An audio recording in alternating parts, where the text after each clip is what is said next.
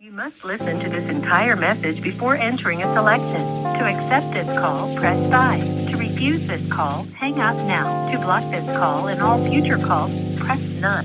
You may enter a selection now.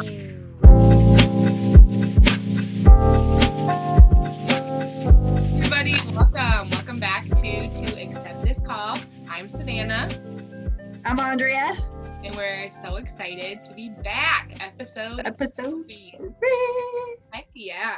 We're going to talk about COVID this episode because it seems relevant and it seems timely and important. Do you agree?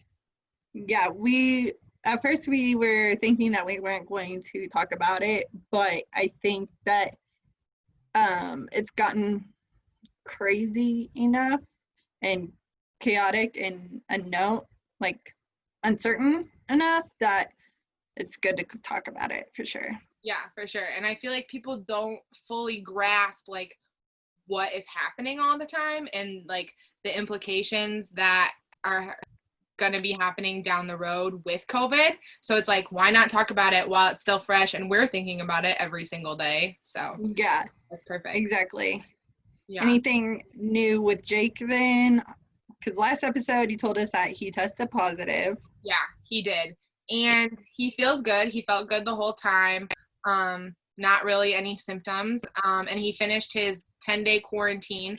So he had to move from the positive side of his unit over to the negative side, which is also where they house all of the recovered people that have been infected with COVID. So now him and Ben are back on the same side of the unit, but still not roommates. Nope. Yeah. Nope. Exactly. What's new with and then Ben has tested negative 4 times now. And I know it's like, woo. But with that, he got a roommate because he was in the cell by himself. And he was like, yeah, the dude's an alright dude. He doesn't snore, so that's a plus. I was like, good. Yeah, he started not feeling good like yesterday though. But he, the other day he had a really bad anxiety attack because of just being locked down for so long and his chest started tightening up. He said his lips got numb, so he was a little bit nervous about if it could be something else. And so he had the CO call over the nurse and the doctor, and they came. All his vitals were good. His EKG came back fine, and they were just like, you're having a panic attack. And he was like, yeah, I know. like, but I told you that. So yeah, yesterday he started to feel like chest tightness even more, body aches, chills. It's kind of frustrating because it's like you've already tested negative 4 times now. So you've gone over a month now for not contracting the virus. And all of a sudden you might have it. Like, how did that happen? You know, like what? I know he's been like cleaning the bathrooms and stuff at night, but a perk to that for him is that he can do his own laundry and then have like another 10 minutes to call me at like 11 or midnight. So that's why he's been doing that. So I don't know, like we talked about if he was getting paid for that or not. So we'll see next time they do a round of testing. Let's hope. We'll just see and we'll pray that he stays negative and is able to fend it off, even though he's, they're both just sitting ducks. They've done nothing to like bring this upon themselves. There's no possible way that they can blame the incarcerated in the prison for bringing this in. There's no way. Right. Because and we're gonna delve into that too. We'll talk about some of the things that we believe the DOC could have done just a little bit better in regards to preventing COVID. So maybe we should back it up to the beginning of when when COVID hit America, I guess, as a whole. Yeah. And I mean, I know for me, when it first hit, I wasn't even taking it very seriously, to be honest, because I thought of it like Ebola, thought of it as Zika, where I was like, no, it's whatever. It'll come, it'll go, and we'll be done by We'll be done by May. That's what I thought. Right. Anyways. Right.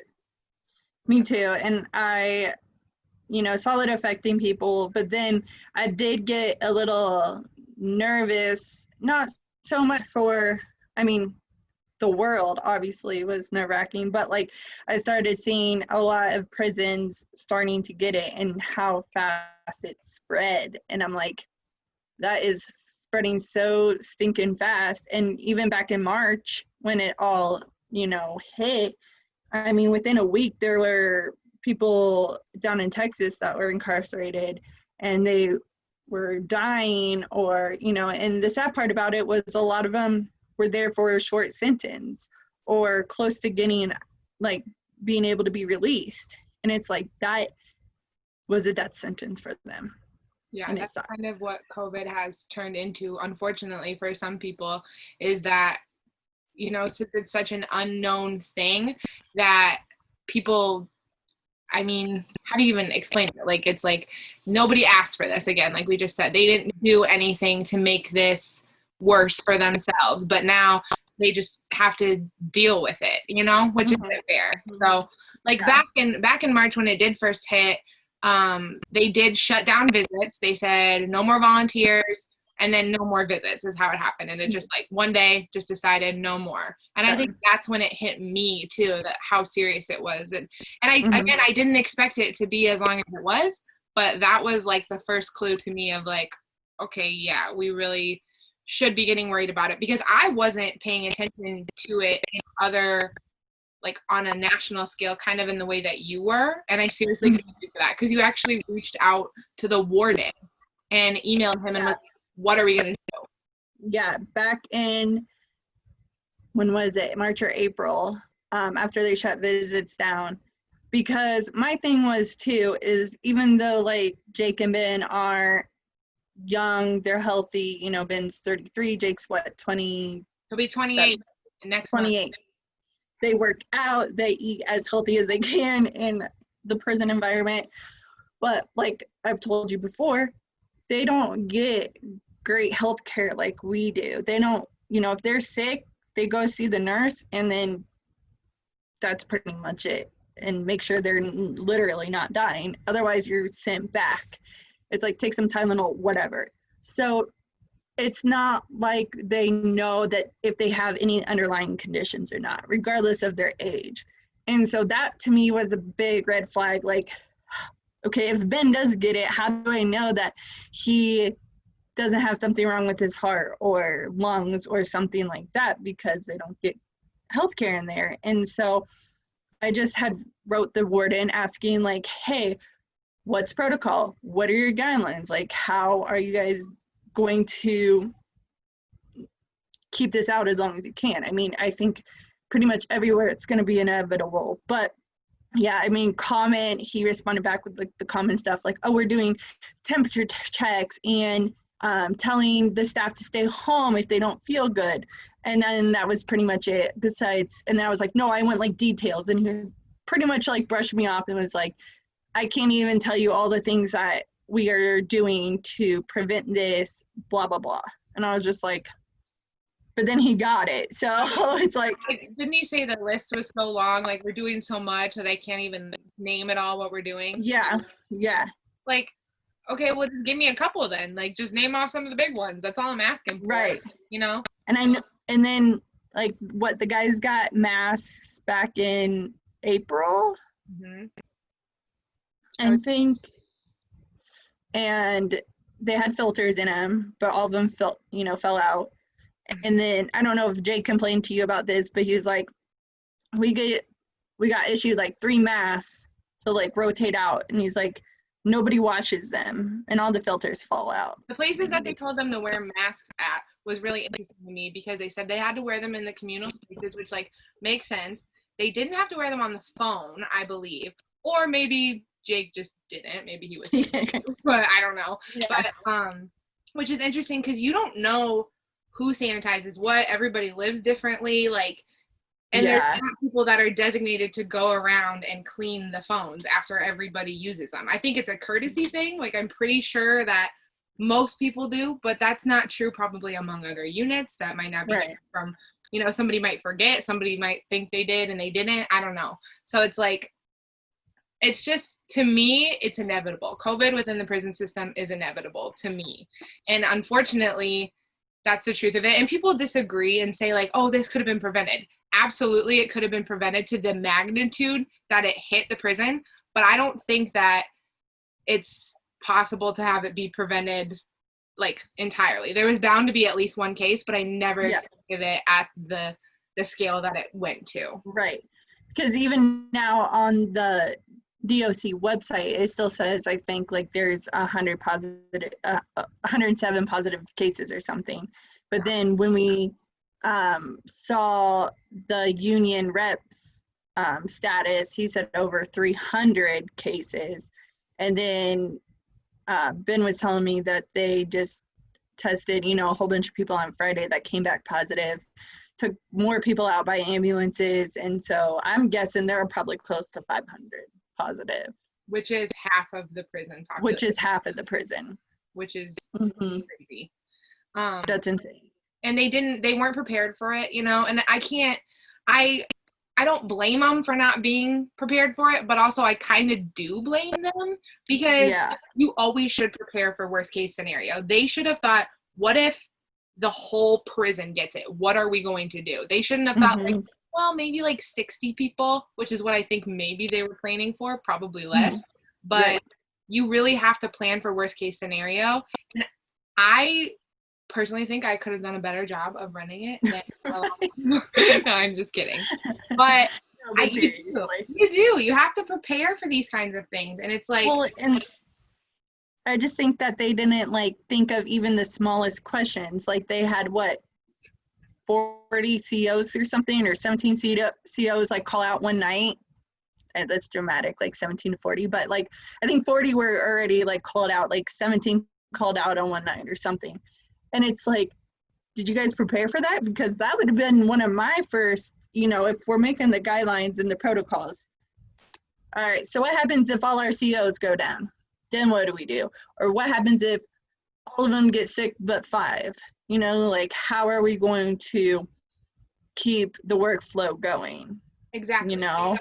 The way that it runs in prison, for most prisons, I believe, is that the day-to-day operations are done by the people that are incarcerated. The cooking, the cleaning, like the general maintenance, orderly jobs, like the food services of, you know, the window, all that. It's all done by the people that are in the prison.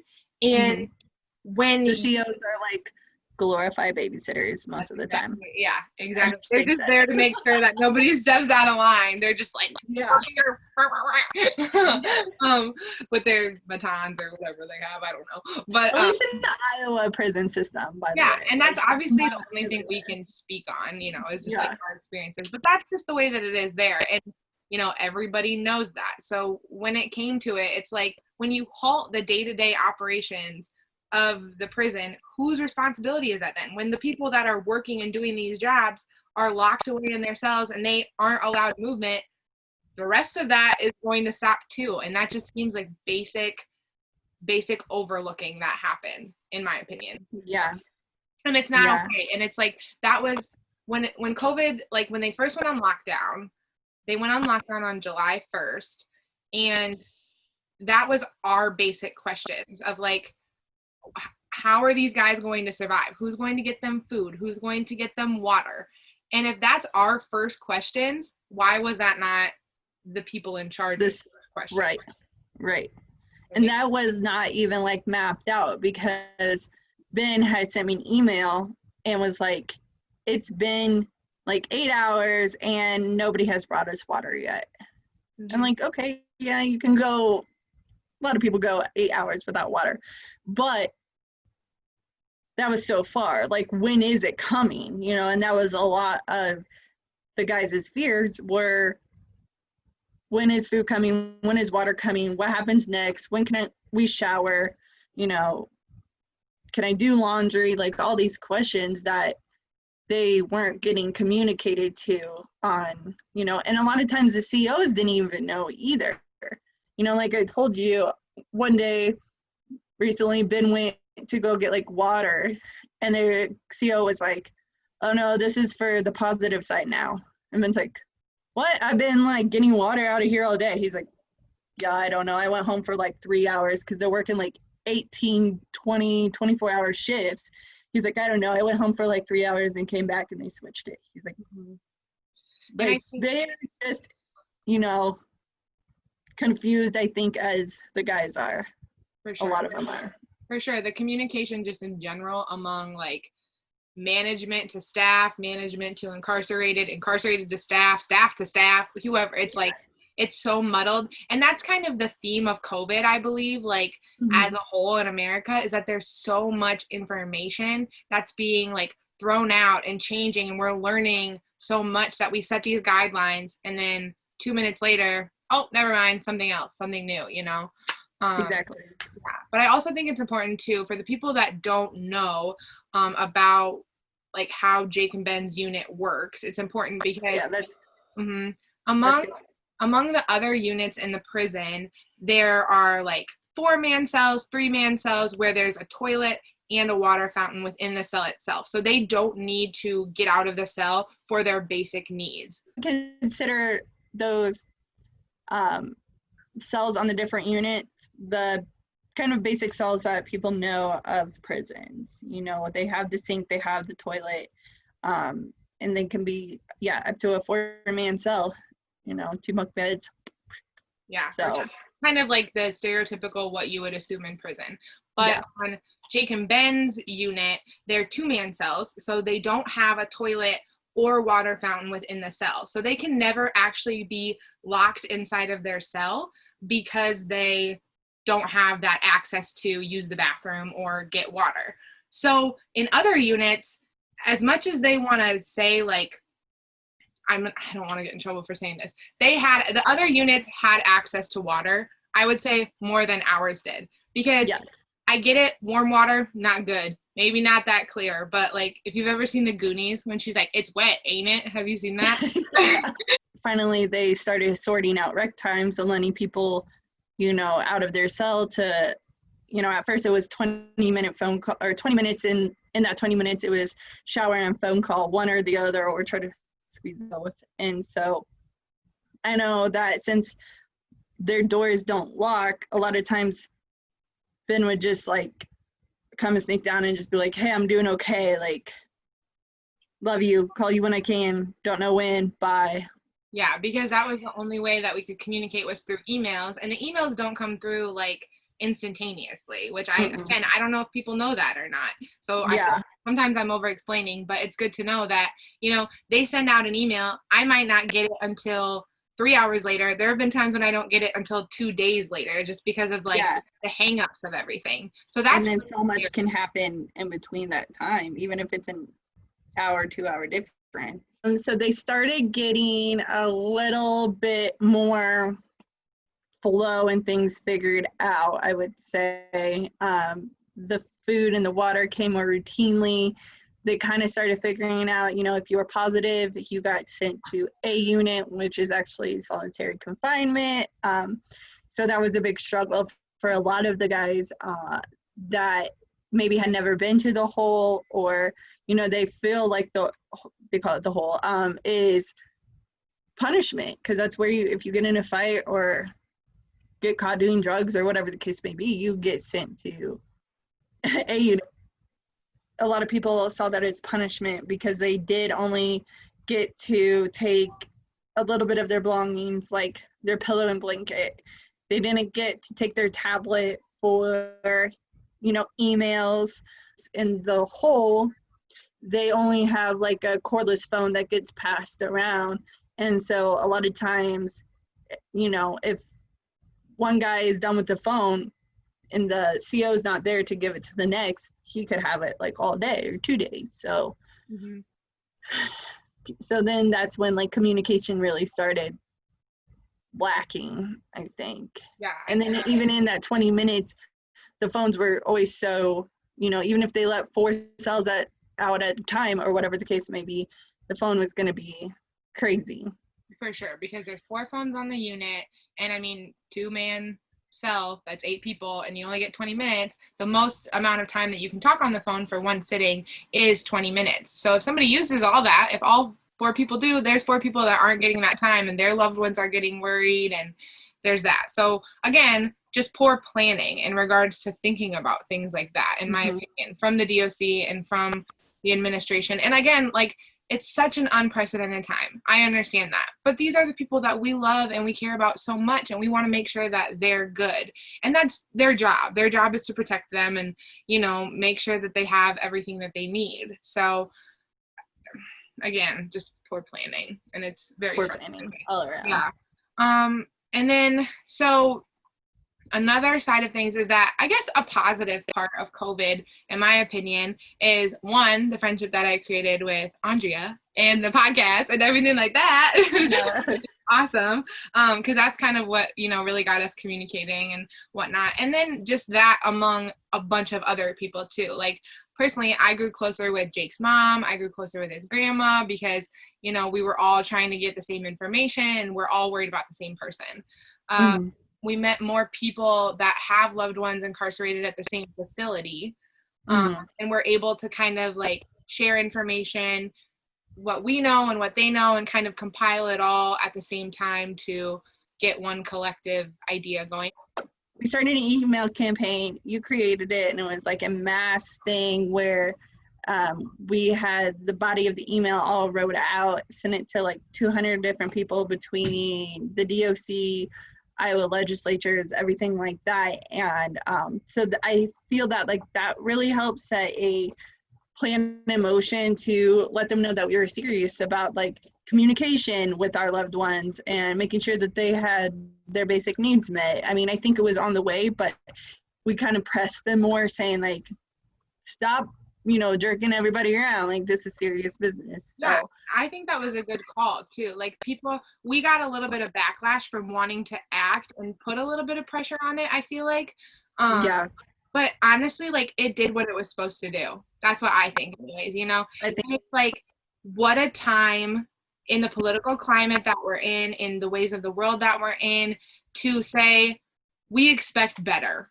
And I think that that is really what our intentions were. It wasn't saying that, you know, we deserve this, we deserve that. It was saying, we expect a little bit more and a little bit better. And if you don't give it to us, like, we're going to voice it and we're going to be loud. And I think that's just like, again, the political movement of the United States right now is understanding, like, just because something has been a certain way for a long time doesn't mean that it needs to stay that way. And if you want change, you have to do it yourself. And I give you huge kudos to it too, because you definitely helped me see that. And you were like the loudest advocate in the best way. And like, it seriously, and it helps. Some would probably say obnoxious. Yeah, no, I'm just kidding. No, I don't know. No, definitely not. No, you're so intelligent and well spoken, and you know exactly what you want and dedicated to the cause. And I think that that is a huge thing, especially for somebody who is a voice for people who don't necessarily have the means to have their own voices heard. So I'm really proud of you. I'm really proud of us and everybody else that was involved in it. And I think that we really enacted some real change. And it was pretty quick after we sent it that, you know, they were like, all right, we got to do better. We're going to step it up. They sent out like a 30-minute long video letting us know, like, this is our priorities. This is what it was. And actually mentioned the email campaign. So I was like, that was cool. But yeah. So I think that we're really on a good road, and like just building the momentum of it too. Is going to have long-standing effects, and I'm really excited to see how they pan out for sure. I think so too. And I think too that a lot of people think that just because these guys and men and women all over are incarcerated that they don't have rights, and that's not necessarily true. Like, they might have the most basic rights out there, but they still have rights, and a lot of times we don't know them. And so that's why we kind of have to press and ask. And, you know, if it goes to like talking to a lawyer or a judge or somebody that knows a little bit more of rights of people incarcerated, then that's the case, you know, because they shouldn't, and they aren't supposed to get treated like just animals in cages. Like animals in cages are now getting treated better than most people incarcerated, which I'm a freaking animal lover, so. Yeah. And that's the root cause of it all too, is like, if you want to see recidivism rates go down, if you want to see rehabilitation that everybody claims that they want within the United States justice system, you have to look at them as people and not as animals in cages. And I think that's the overarching thing that we're trying to fight for, is knowing that these are people, these are human beings who are worthy of, like love and basic human rights. Like, I don't know how else to go farther with it. It's like, that's what we're really fighting for. And whether it's something like on the grander side of things as COVID, of like, we want to make sure that they're alive and well, or something like, we just want to make sure that their mental health is good and they're getting to go outside and not being inside for 3 weeks long. It's like, all of that will contribute to the greater cause. So keeping your focus on that is so important to me. That's what I think. Right. Yeah. And that's another big thing for me. I know, like I said earlier, like Ben had a bad anxiety attack. And because up until 2 days ago, he had been locked in either his cell or on the unit since July 1st. And not going outside, no sunshine, no fresh air, nothing. It's not like they can crack open a window or just decide to step outside. Like, especially now they're on lockdown, they have to have, permission. And so that's another thing that worries me about them being on lockdown and not being able to, go outside when they want to, like they used to, is their mental health. Because I think about just staying inside for 25 days in my own house. Like, I don't want to do that. And not being able to like open a window or.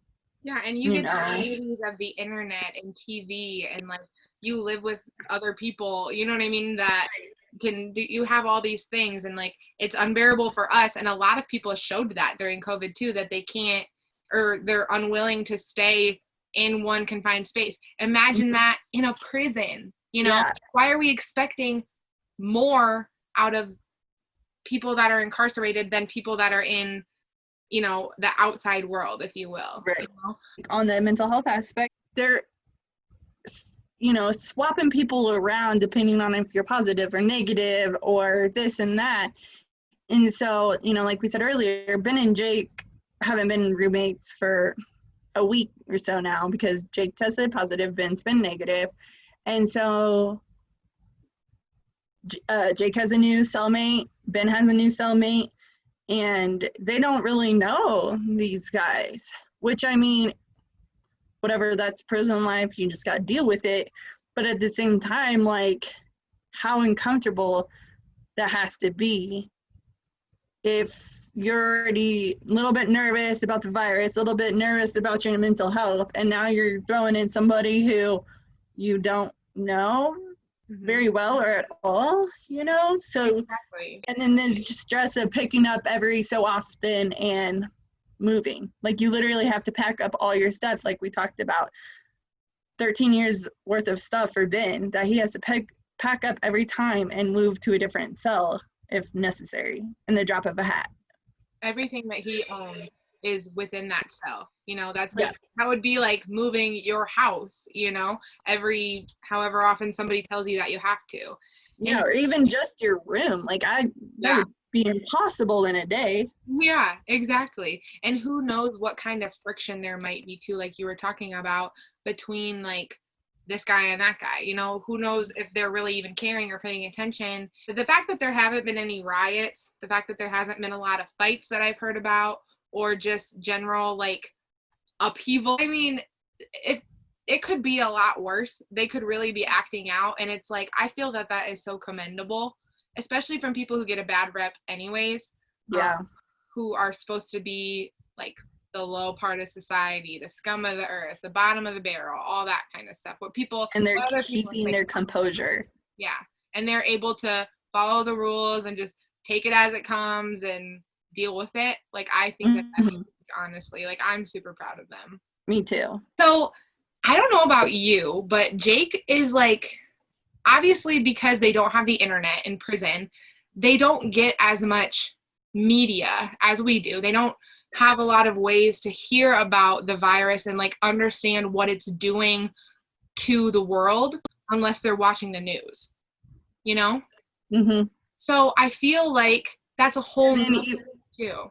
Yeah, and then depending on like what news source you watch, you have one side that says like the virus isn't a big deal, go about your life, and then the other side's like, no, it is, like hunker down and build a bomb shelter, and you're just like, so I can only imagine what they're like all the information that they're getting is like, it has to be mind-blowing. Absolutely. And they don't know what to believe, and they can't, you know, do the research on their own because there's no books that are talking about COVID that are in the library. You know, it's just what's coming to them. And from, you know, from people that they talk to they're probably asking like, what's the deal with this virus? You know, they have no way of receiving that information on their own. So that's a whole nother aspect of just being like kind of not in tune with everybody else and having to be uncertain, which is not a good feeling. Because I know Ben has me like Google a lot of things sometimes, and he was like, okay, can you get it twice? And I'm like, they say you can, I don't know for sure, like it's all like nobody knows. And he's like, can people like not get it at all? And I'm like, well, I don't know. Like these are, I'm sure, questions that have been asked and nobody like knows. And think about that too, about how you have so much time in prison to just think. And you just think and you think and you think and you assume worst case scenario, you assume best case scenario, you just make up all of these possible things that could be going on in your head because that's all you can do, you know? And so that is so scary. Like when someone's talking about the world's deadliest virus and the whole country has to mask up and whatever else, you know, they're hearing from these things, and they just think like, what about this? Well, what about that? What about this? What about that? You know, and just have to sit and fester and worry. Out in the world, we're like, social distance, 6 feet apart, wear your mask, hand sanitizer. Well, they don't get hand sanitizer, at least not with alcohol. I think they did have it, but people were just stupid with it, of course. Always. They can't social distance. They're in I don't even know how big their cells are, 9 by 12 maybe or something like that. I think that's generous. And I think another thing too that we could talk about is how COVID got into the prison from what we know, you know. Yes. So Jake works at IPI. Yeah, go ahead. Remember really quick that they shut visits down in March. Yeah. Like as soon as it happened, they shut it down. We got video visits, and the only people that were able to bring it into the prison are staff and volunteers, and then they cut out volunteers too. So Jake works at IPI, which is a factory within the prison, and they have people that work for IPI but don't work for the DOC. It seems kind of confusing, but that's the easiest way to explain it. They work for IPI, but they don't work for DOC. So certain procedures that the DOC has to follow, IPI does not have to follow as much. Or vice versa. So what we understand of how COVID-19 got into the prison is from somebody who works at IPI, who works very closely with those that are incarcerated, literally side by side. It was their boss who was positive and didn't tell anybody. She might have reported it to IPI, I'm not sure, but it wasn't reported to the DOC. So therefore, all of the people that she was in contact with and the people that were in contact with those people were exposed. And they had no way of knowing that because she kind of dropped the ball on that. So once that happened and they brought up, I don't know if it was ever actually brought up about contact tracing, it spread like wildfire because that's what it does in a controlled community in that way. So somebody dropped the ball somewhere, and that is what caused this whole fiasco that we're currently in. Yes, and that's why Floyd also got hit the hardest. The unit that the boys are on is because a lot of the IPI workers do live on Floyd because that's the honor unit. So they're have those type of jobs. Mm-hmm. And so that was kind of ground zero for sure. The prison. For sure. It was like, that was where I think got locked down the hardest. That was where everybody like got tested right away, was on Floyd. And then they were like, you know what? It's gone too far. We got to do everybody. And then everybody got tested. But there's only one unit, right, that is untouched, that does not have the virus. And I don't even think that they've really been able to come out of their cells, have they? Like at all. It's like the bottom unit, I want to say. Like it goes A unit, and then it goes Boone, and then Cedar. The Cedar is the unit that has not had any cases. It's like level 1 or level 2. And they've been on strict lockdown too, because they're like, we do not want to deal with that. Anybody that's on Cedar, you're staying on Cedar, nothing, you know? And I understand that in regards to safety. So I think that was a really smart move. That was like one of the only things that seems logical. It would test the negative, the people that are negative. And while they were waiting for those test results to come back, they would move people around.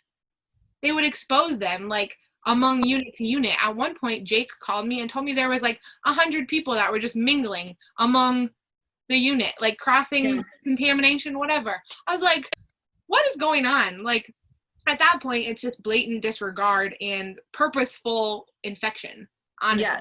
Yeah. It's common sense. It really just comes down to being negligent too. And as far as I know too, is that they are still bringing in what the guys call trips, and basically that means they're still bringing in people to the prison. So they go to the classification center, they go to jail, and they're like, okay, you got to go to prison. So they go to the classification center, and then from there they decide where you're going to be assigned to as far as Iowa prisons go. And so they're still bringing in people from the classification center.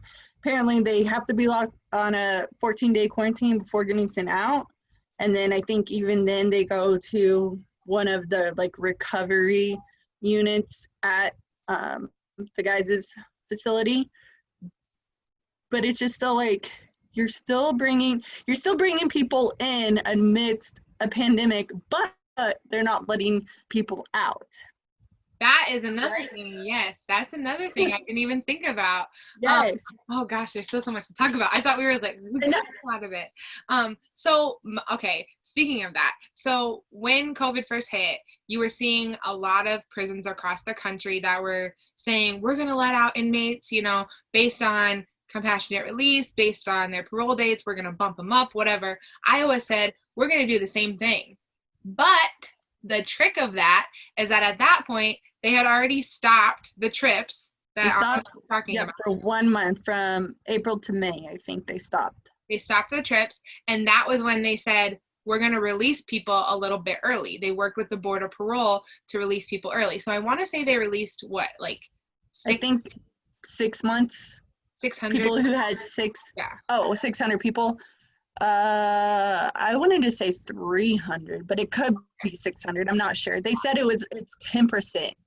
But you got to remember too, that's 10% of all the prisons in Iowa. That's not just 10% of Fort Dodge. And think about how much percent they are already over capacity. And I'm pretty sure it's at least 10%.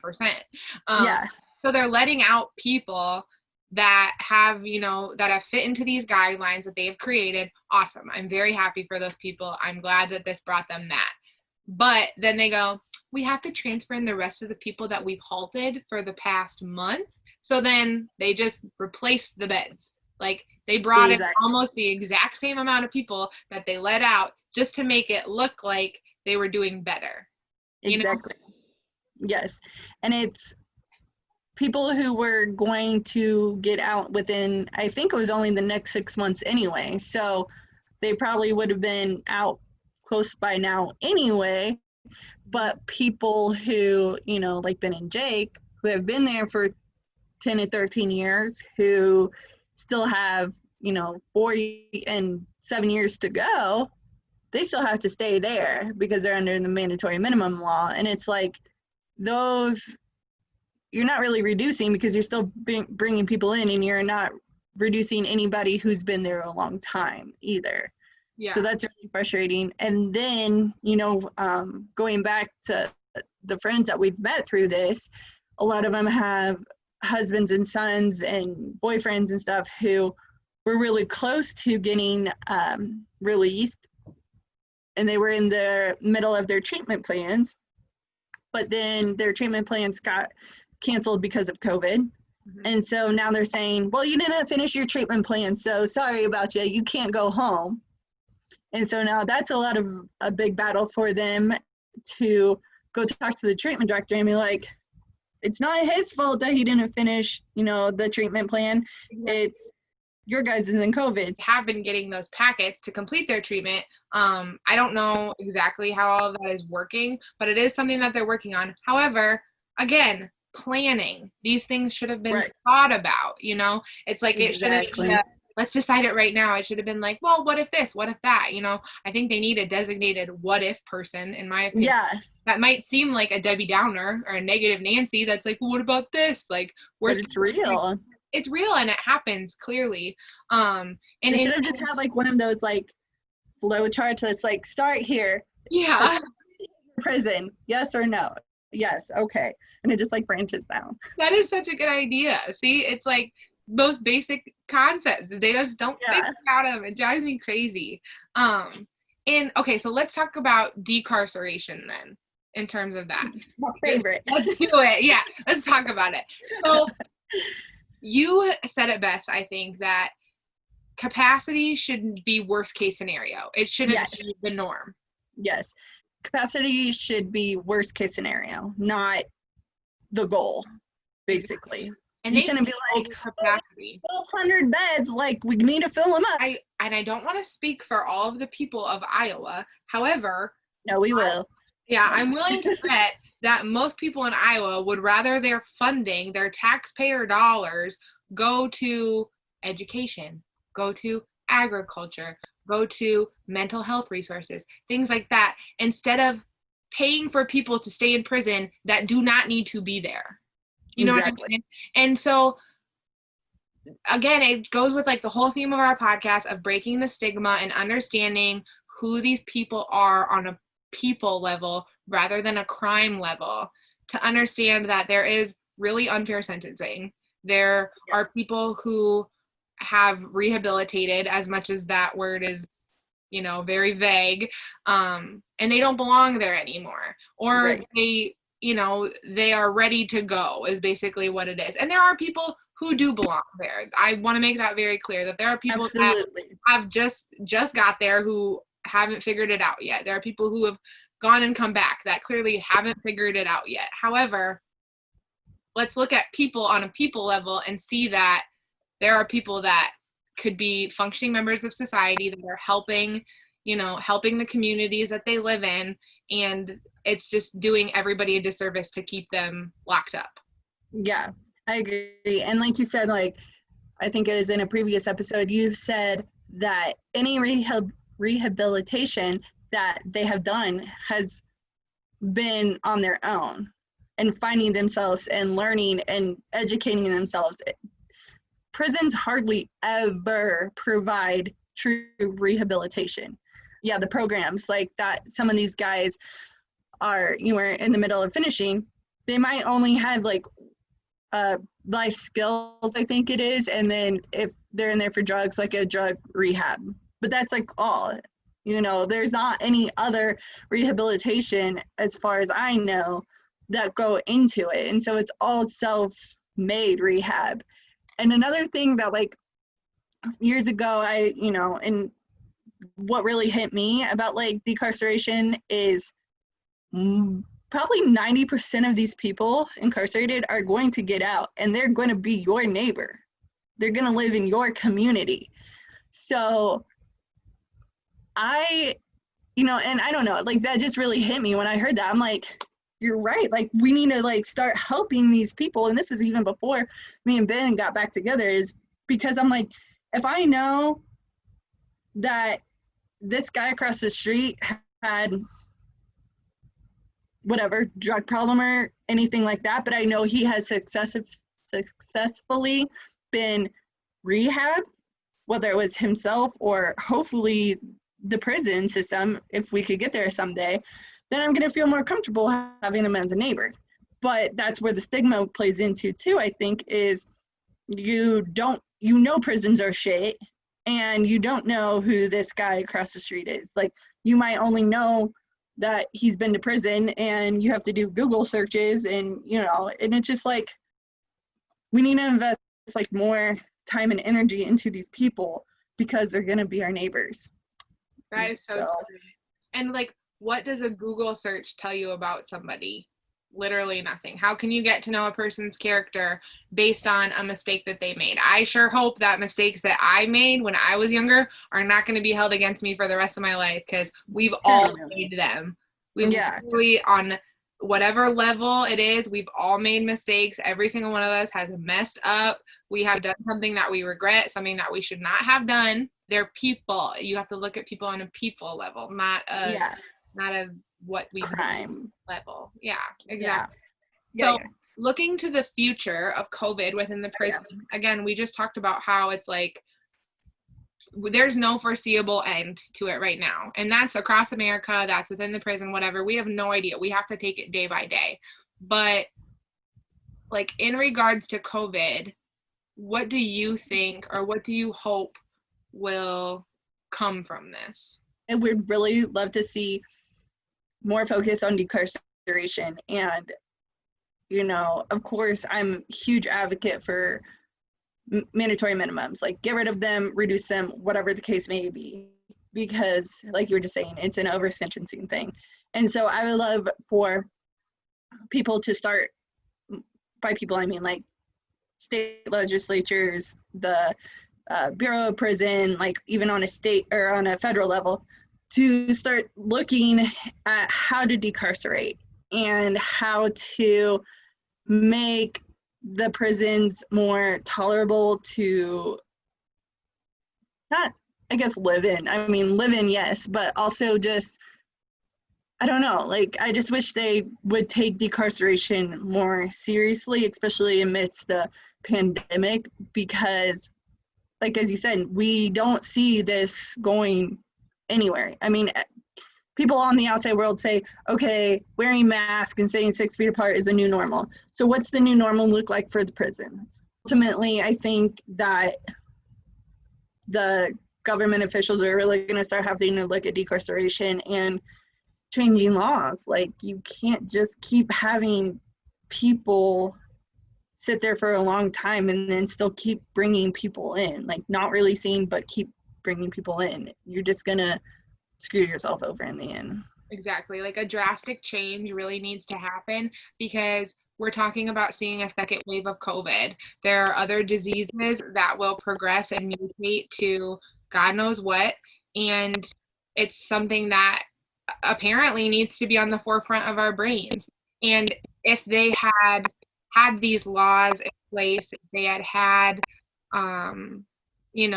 things prepared, this would have been a lot easier to manage. Now we're in the middle of it. We have to deal with it the way that it is. But moving forward, it's like, what can we do better as a state? What can we do better as, like, the legislature? Can we let our legislators know we care about and want to see that's going to help the whole state? That's going to help everybody within the communities that we all live in. So I totally agree with you. I think that should be the focus, and I'm hoping that, like, the DOC and the state of Iowa understands it and sees it for real. Mm-hmm. I hope so too. That is a good place to end episode 3. We did it. Follow us on everything: Instagram, To Accept This Call; Twitter, Accept This Call; subscribe on YouTube, Spotify, Apple Podcasts, all of that. Email us your stories if you got, especially like right now, like, let's get some COVID stories in. Like, we want to hear what's going on in other prisons. Like, I know that I try to follow, I know San Quentin is getting hit hard, really, really bad. Also, really quick, let me plug another prison podcast, and everybody listen to Ear Hustle if you haven't. it started, a guy started recording with a volunteer in San Quentin prison. I'm pretty sure he's out now. I'm not that far into it, but it's so good. Erlon Woods. Yeah, it's a good. Yeah, it sees the other side of it. It's super cool. Write to us and let us know. Let us know what more you want to hear from us, like what perspectives you want to hear and like understand, because to us, a lot of this is basic knowledge. We deal with it every day. We know what it is. But you guys, I'm sure, have lots of questions. We know we haven't answered some of them yet. We'll talk about Jake's story. We'll talk about Ben's story. We'll get there, promise. Yes. Yeah. Thank you so much. Share it with your friends. Tell everybody to listen to us. We're great. We know it. So. Yeah. All right. Yeah, hit us up on everything. Yes. We'll see you next time. Bye, guys.